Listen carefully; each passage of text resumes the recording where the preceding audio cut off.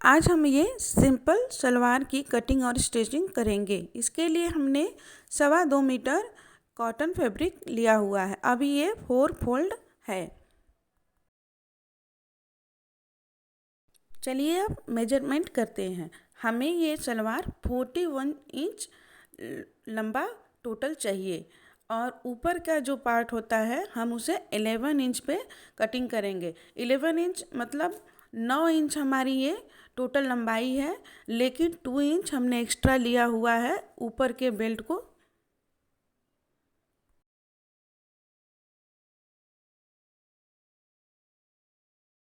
To inch हमने लिया है इलास्टिक या डोरी को पास करने के लिए और 1/2 इंच सिलाई के लिए। अब हम 41 में से 9 इंच को माइनस करेंगे तो आएगा 32 इंच, जो हमारा नीचे का पार्ट होगा जिसमें हमारी ऊपर वाली बेल्ट अटैच होगी। अब इसमें 32 में +2 करेंगे जिससे हम नीचे 1.5 इंच की मोहरी बनाएंगे और 1/2 इंच हमारी सिलाई में जाएगी। तो अब ये हो जाएगा 34 इंच। मतलब बेल्ट के भाग को के हटाने के बाद हमें 34 इंच नीचे का जो दोनों पैरों में होता है वो वाला भाग कटेगा 34 इंच का। अब हमने फैब्रिक को लिया है और ये 2 फोल्ड है। एक तरफ से हम कमर वाला बेल्ट कटिंग करेंगे 11 इंच का। 2 फोल्ड करके हमने रखा हुआ है और 11 इंच पे मार्क करते हुए हम एक निशान लगा लेंगे। ये देखिए इस तरीके से 11 इंच पे हम मार्क करेंगे। कपड़ा 2 फोल्ड है, ये देख 2 फोल्ड में ही है और इस तरीके से 11 इंच पे हमने मार्क किया हुआ है और मार्क पर से कटिंग कर लेंगे।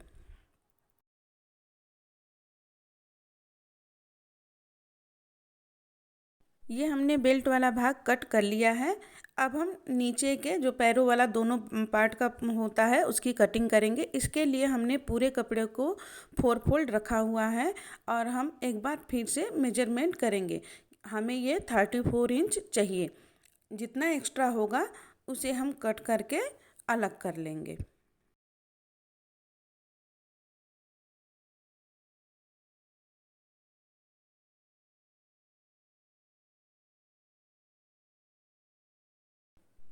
थर्टी फोर इंच से एक्स्ट्रा कपड़ा था तो हमने जॉइंट की तरफ से उसे कट करके निकाल लिया है। अब हम कपड़े को 4 फोल्ड में रखे हैं और कपड़े के खुली हुई साइड में नीचे से हमें जितना मोहरी चाहिए उतना और ऊपर से 4 इंच छोड़ते हुए पूरे तिरछे में निशान लगा करके कटिंग कर लेंगे। ये देखिए हमारे दोनों पैर के सलवार के कपड़े कट चुके हैं। अब हम सलवार में लगाने के लिए म्यानी कट करेंगे। इस तरीके से हमने तिरछे वाले भाग को जो कट करके हमने कपड़े को निकाला था उसको 2 फोल्ड किया और एक बार और फोल्ड करके स्केल की सहायता से हम तिरछे निशान लगाएंगे। इस तरीके से हम तिरछा निशान लगाएंगे और कटिंग कर लेंगे। ये पूरी तरीके से ऑप्शनल है, आप चाहें तो म्यानी लगाएं या न लगाएं। ये हमने म्यानी को कट कर लिया है और जो बीच वाला जॉइंट वाला भाग है उसको भी अलग कर लेंगे। अब हमें 2 म्यानी मिल चुका है। ये ऑप्शनल है, आप चाहें लगाएं ना लगाएं। इस तरीके से हम म्यानी को लेंगे, एक म्यानी को, और सलवार के एक पैर को उठाएंगे और एक पैर के एक तह में इस तरीके से हम एक म्यानी को जोड़ेंगे और दूसरे तह में भी एक म्यानी को हम जोड़ देंगे। इस तरीके से हमने एक तरफ जोड़ लिया है, दोनों तरफ हमने म्यानी को लगा लिया है। अब हम सलवार के दूसरे पैर को उठाएंगे और ऊपर से इस तरीके से बिछाते हुए तिरछे हम उसको अटैच कर लेंगे। एक किनारे से सिलाई लगाकर उसको अटैच कर लेंगे। म्यानी के ऊपर इसको फैलाएंगे एक तरफ का भाग और इस तरीके से तिरछा करते हुए ऊपर से नीचे तक किनारे से 1/2 इंच की दूरी से एक सिलाई लगा लेंगे। ये देखिए हमने दोनों तरफ के दोनों पैर को म्यानी से जोड़ दिया है। देखिए बिल्कुल ही फिनिशिंग के साथ जुड़ गया है। अब हम बेल्ट को तैयार करेंगे ऊपर वाले भाग को। अगर ये आपके कमर से छोटा है तो उसमें थोड़ा सा आप कपड़ा जोड़कर उसे बढ़ा लीजिएगा और फिर मोड़ करके किनारे को सिल लीजिएगा। सिलने के बाद हम बीच वाले भाग को इस तरीके से नाखून से फैलाएंगे और ऊपर से मशीन चलाते हुए आएंगे और नीचे से घुमाकर इस तरीके से ऊपर लेके चले जाएंगे। और फिर इसलिए जब हम मोड़ करके हम इसको चलाएंगे तो बीच वाले धागे को हटा देंगे और इसमें से बड़ी ही आसानी से डोरी या फिर इलास्टिक हम पास कर सकते हैं। जितनी दूर हम इस तरीके से मशीन चलाएंगे वो उस पर हम टाका बढ़ाकर मशीन को चलाएंगे। फिर इस तरीके से उसको हाफ इंच अंदर करते हुए मोड़ करके पूरे बेल्ट को तैयार कर लेंगे। इस तरीके से देखिए हमने बेल्ट को तैयार कर ली है। और जो हमने कच्चा सिलाई चलाया हुआ था, जितना दूर घुमाकर मशीन चलाया था, उसको किसी भी कैंची या फिर सेफ्टी पिन या सुई की सहायता से उसको खोल लेंगे। इसको खींचते जाएंगे, इस तरीके से वो धागा निकलता जाएगा, बड़ी आराम से निकल जाता है। इस तरीके से हमें बनाने से हम इसमें डोरी या इलास्टिक बड़े आराम से हमेशा पास कर सकते हैं, कोई दिक्कत नहीं होती है और कपड़े ख़राब नहीं होते हैं।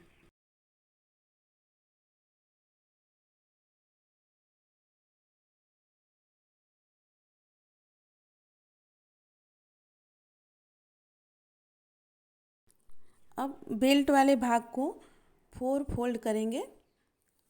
वहीं वहीं 2 फोल्ड है, एक फोल्ड और करके इसके दोनों किनारे पर इस तरीके से निशान लगा लेंगे, जिससे हम जब पैर वाला भाग अटैच करें तो आराम से आधे आधे भाग दूरी पर अटैच हो।